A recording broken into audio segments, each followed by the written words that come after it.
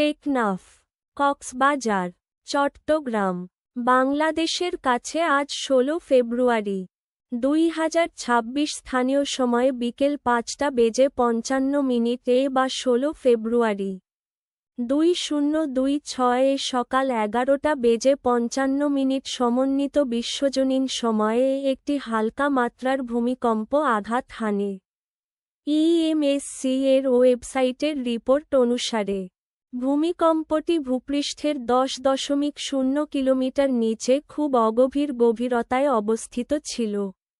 স্থানাঙ্ক অক্ষাংশ ২০.০১৭ এবং ৯০.৫০৯ দ্রাঘিমাংশে। ভূমিকম্পের সঠিক মাত্রা, কেন্দ্রস্থল এবং গভীরতা পরবর্তী কয়েক ঘণ্টা বা মিনিটের মধ্যে সংশোধন করা যেতে পারে কারণ সিসমোলজিস্টরা ডেটা পর্যালোচনা করে এবং তাদের গণনা পরিমার্জন করে, বা অন্যান্য সংস্থা তাদের রিপোর্ট জারি করে। প্রস্তাবিত পদক্ষেপ হল সম্ভাব্য আফটারশকের জন্য সতর্ক থাকা। আসুন আমরা প্রার্থনা করি যে এই ভূমিকম্প আমাদের ভাই ও বোনদের উপর বড় প্রভাব ফেলবে না এবং সেখানে আর ভূমিকম্প না হবে। আমিন।